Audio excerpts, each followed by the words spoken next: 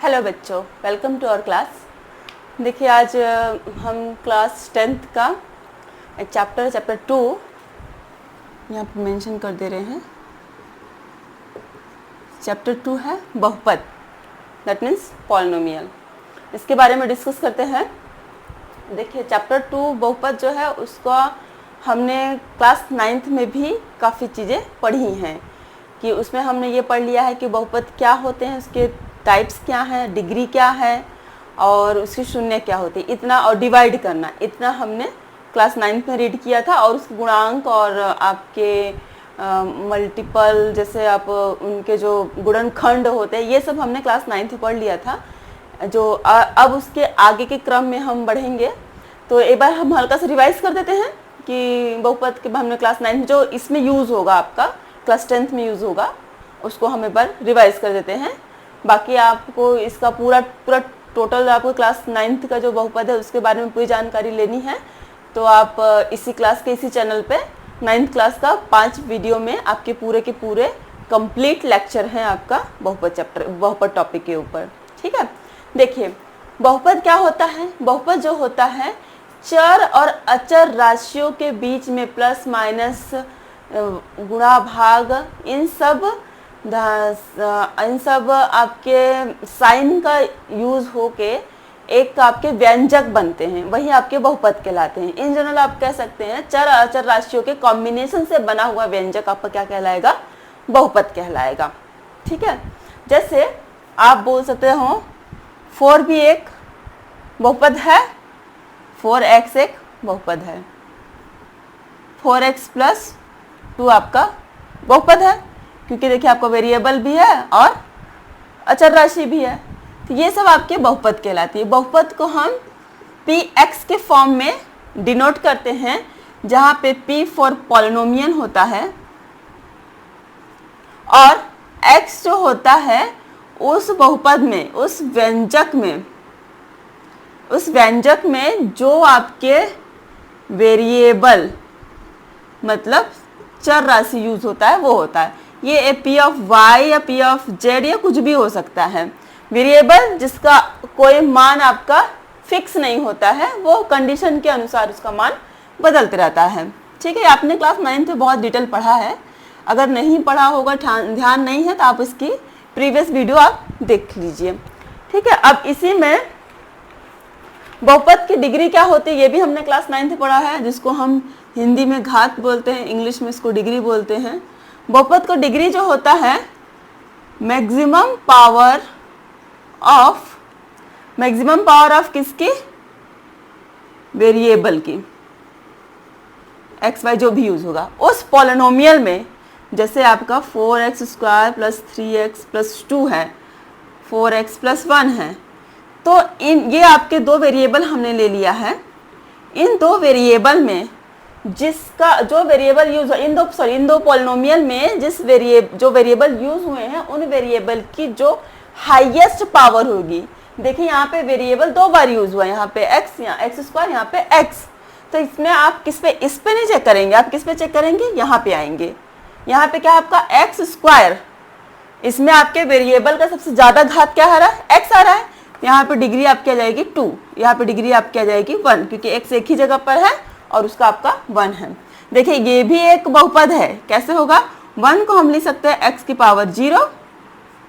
ठीक है, इसका डिटेलिंग आपका 9th में है, एक बार देख लेंगे तो आपको अच्छे से समझ में आ जाएगा कि किसी खाली एक नंबर के कांस्टेंट को भी हम पॉलिनोमियल कह सकते हैं।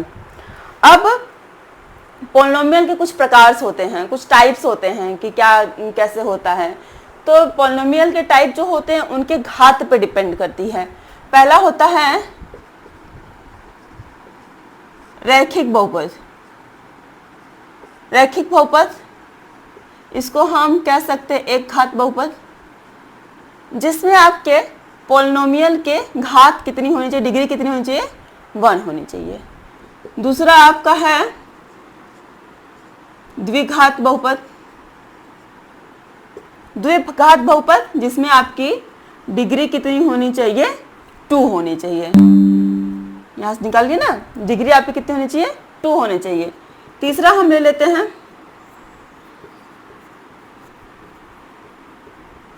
त्रिघात बहुपद, इसमें आपके डिग्री आपकी कितनी होनी चाहिए? 3 होनी चाहिए।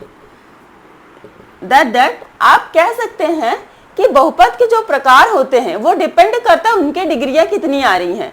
वो जैसे जैसे डिग्री बढ़ते जाएंगे उस तरीके से उनका नामकरण भी होता है। 2 है तो द्विघात, 3 है तो त्रिघात, ऐसे ही उसका नामकरण आगे की तरफ बढ़ता जाएगा। अब इसी क्रम में एक और है आपका बहुपद की शून्यक ज्ञात करना। शून्यक क्या होता है? बहुपद का शून्यक उस बहुपद में जो हम चर राशि इस्तेमाल करें, जो चर राशि उस बहुपद में है, चर राशि के उस मान को जिसमें आपका बहुपद का मान 0 हो जाता है वो आपका शून्यक कहलाता है। हम कह सकते हैं कि चर राशि जैसे हमारा p ऑफ x है, मतलब x का ऐसा मान, चर राशि का ऐसा मान जिस पर ये पूरा बहुपद मान कितना आ जाए? 0 आ जाए। जैसे एग्जाम्पल के रूप में अगर हम ले कि हमारे पास एक बहुपद है p of x is equal to x square minus 1, हम x की वैल्यू रख रहे हैं यहाँ पे 1, दैट मीन p ऑफ 1, यहाँ हमने x रखा, x जगह पे 1 रखा, 1 स्क्वायर माइनस 1 दैट मीन 0, तो p ऑफ 1 क्या आ रहा है आपका? 0 आ रहा है। तो यहाँ का शून्यक क्या कहलाएगा इस बहुपद का? इस बहुपद का शून्यक होगा आपका 1, चर राशि का वह मान जिस पर बहुपद क्या हो जाए? 0 हो जाए। बहुपद का मान क्या हो जाए? 0 हो जाए, वह मान आपका शून्यक कहलाएगा। क्लियर है? अब यही जो शून्यक होते हैं, बहुपद के यही जो शून्यक होते हैं, इन्हीं शून्यकों को ज्यामितीय रूप से हम कैसे आपका ज्योमेट्रिकली फॉर्म, ज्यामितीय रूप, आरेखीय रूप में हम कैसे दर्शाते हैं, यही हमको आगे में सीखना है इसमें। ठीक है, तो इसके लिए ज्यामितीय रूप में, आरेख रूप में हम प्रदर्शित करने के लिए बहुपद को हम यूज करते हैं, इस्तेमाल करते हैं आपका ग्राफ। ठीक है, एक शब्द होता है ग्राफ, जिसको हम आरेख कह सकते हैं। आरेख कहते हैं, आरेख यहीं से क्लियर हो रहा है, कुछ लाइन खींच के, मतलब जिसमें नंबर्स तो रहेंगे लेकिन उनके साथ कुछ डायग्राम टाइप के रहेंगे, कुछ ड्राइंग जैसी चीजें रहेंगी, रेखा में रहेंगी। इसके लिए ग्राफ के लिए सबसे पहले हमको जानना पड़ेगा कि संख्या रेखा क्या होती है। ग्राफ जो होता है वो संख्या रेखा से मिलकर बनती है। तो पहले आइए हम समझते हैं कि संख्या रेखा क्या होती है। संख्या रेखा वह रेखा होती है जिस पे कुछ निश्चित बिंदु के सापेक्ष, संख्या रेखा वह रेखा होती है जिस पे कुछ निश्चित बिंदु के सापेक्ष कुछ अन्य बिंदु की स्थिति ज्ञात करना, स्थिति जिसमें हमको पता चल जाए, वो क्या कहलाती है? आपकी संख्या रेखा। समझिए, संख्या रेखा में बिंदु आपके निश्चित होते हैं।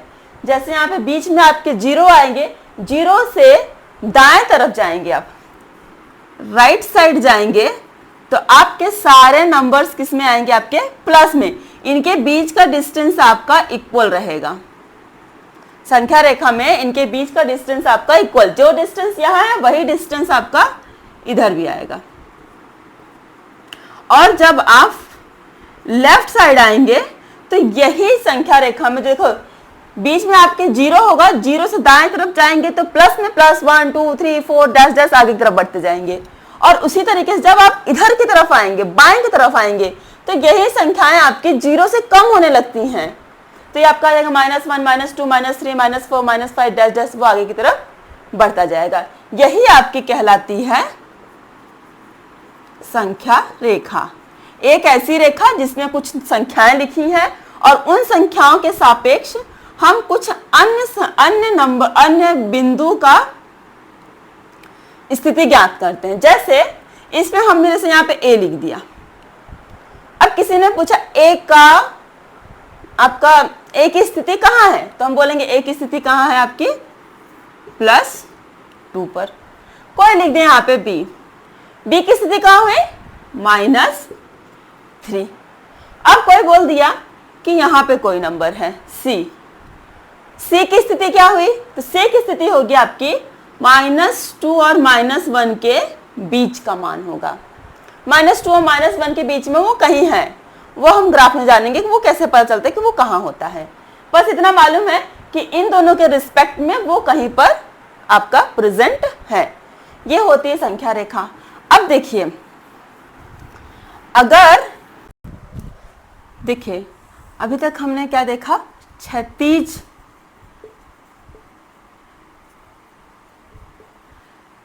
क्षैतिज पे जो आपके बिंदु मिल रहे थे उनकी तो हमने स्थिति प्राप्त कर ली, ठीक है। क्षैतिज जो संख्या रेखा थी उस पे हमने स्थिति, कोई बिंदु है, जैसे यहाँ पे कोई बिंदु अभी हमने बताया कि यहाँ पे कोई बिंदु है तो उसकी स्थिति हमने बता दिया कि +1 होगा। लेकिन समस्या तब होती है कि जब कोई बिंदु हमको ऊपर की तरफ मिल जाए या फिर नीचे की तरफ मिल जाए, तब हम कैसे उसकी स्थिति बता दें। जैसे हमको कोई बिंदु यहाँ मिल गया या फिर यहाँ मिल गया, इस तरह के कोई बिंदु मिल गया तो हम इसकी स्थिति कैसे बताएं? क्योंकि हमको यहाँ से तो हमको यहाँ से क्या करना पड़ेगा? ऊपर की तरफ मूव करना पड़ रहा है, ऊपर की तरफ जाना पड़ रहा है। मतलब यहाँ पे भी कुछ न कुछ कैलकुलेशन और यहाँ पे भी कुछ न कुछ डिस्टेंस मेंशन हो रही, कुछ डिस्टेंस यहाँ पे वो कवर कर रहा है। तो ये डिस्टेंस हम कैसे निकालेंगे? इसके लिए हम क्या करते हैं कि एक और संख्या रेखा का हम इस्तेमाल करते हैं। वो संख्या रेखा इसके आपकी किस में होगा? ऊर्ध्वाधर होगा। ऊर्ध्वाधर, लंबवत भी एक दूसरे के ऊपर लंबवत है।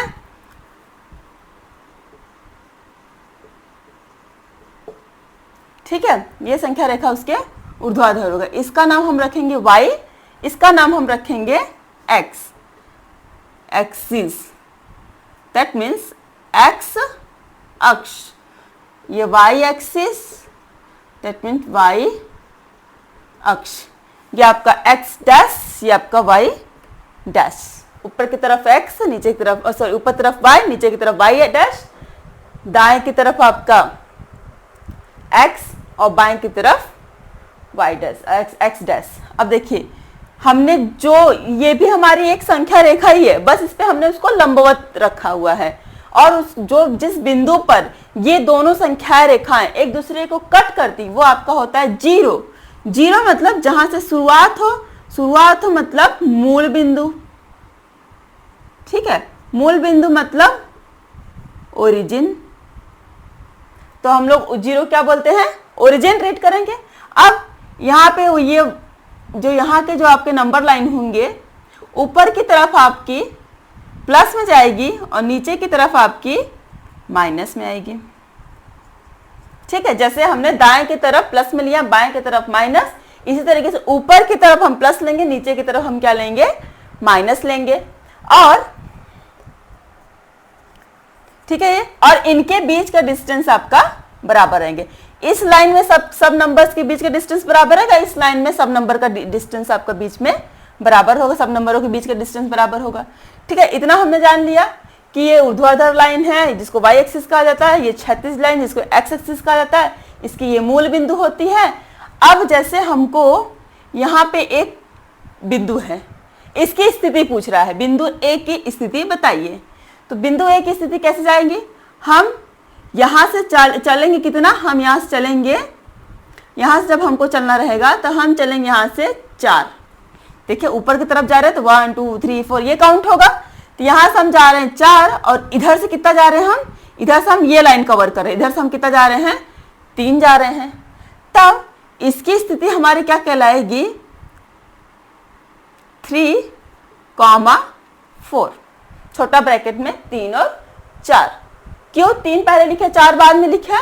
नियम ये कहता है कि x एक्सिस पे जो नंबर संख्या है, x संख्या रेखा पे जो नंबर्स हैं उनका मान पहले आएगा, y का मान आपका बाद में आएगा। ये x का मान पहले आएगा, y का मान बाद में आएगा। x पहले निर्देश कर रहा है, y बाद में निर्देश कर रहा है। इसीलिए इस युग्म को, इस पेयर को कहा जाता है निर्देशांक, इंग्लिश में कोऑर्डिनेट, इंग्लिश में आपको कोऑर्डिनेट, हिंदी में आपका निर्देशांक। ठीक है, ये जो पेयर हो यही आपका निर्देशांक। यहाँ पे आपके चाहे जहां बिंदु दे दिया, यहाँ पे दे दिया, यहाँ भी आपका x वाला आएगा पहले नंबर और y वाला आपका बाद में आएगा, ये भी आपका निर्देशांक कहला है। ठीक है, बाकी ग्राफ में कैसे क्या प्लॉट करना है, किस तरीके से करना है, ये हम आगे की क्लास में जानेंगे, आगे के चैप्टर में जानेंगे। अभी इतना बस बता दिए कि आपकी ग्राफ क्या होती है।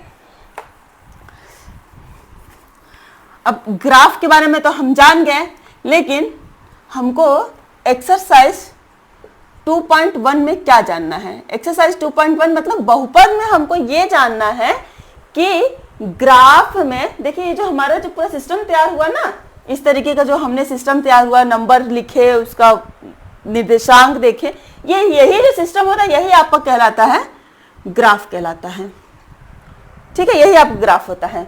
अब इसी ग्राफ में हमको निकालना है बहुपद का शून्यक, मतलब बिना कैलकुलेशन किए हम सिर्फ ग्राफ देखकर क्या निकालेंगे, बहुपद का शून्यक। उसके लिए आप हम कुछ जानकारियां हमको पता होनी चाहिए। ग्राफ जब बनता है तो उसमें कुछ लाइन मिलती है, कुछ लाइन आपकी इस तरीके की सीधे मिलेंगी और कुछ लाइन आपकी कर्व वक्र के रूप में मिलेगा। वक्र आपका इस तरीके से, इस तरीके कैसे भी हो सकता है, वक्र टेढ़ी मेढ़ी लाइन आपकी कैसे भी आ सकती है। और एक कुछ आपकी सीधी लाइन मिलेगी। सीधी लाइन जो होती है वो आपकी रैखिक होती है। ये आपका किस बहुपद मिलेगा, एक घात बहुपद में मिलेगा। जब भी आपका बहुपद एक घात बहुपद के लिए जब भी हम ग्राफ प्लॉट करेंगे तो उसमें आपको एक सीधी लाइन मिलती है। यही सीधी लाइन के कारण एक घात बहुपद को कहा जाता है रैखिक बहुपद। और एक घात से ज्यादा जितना द्विघात त्रिघात जो भी है उसमें सब में आपके इस तरीके के कर्व वक्र वाली लाइन मिलेंगी। अब होता क्या है कि जैसे हम मान लेते हैं कि P ऑफ X कोई आपका वो है, क्या बोलते हैं, पोलिनोमियल है। ठीक है, इसको मान लें ये आपका क्या है, y है। पोलिनोमियल आपका x प्लस 1 है।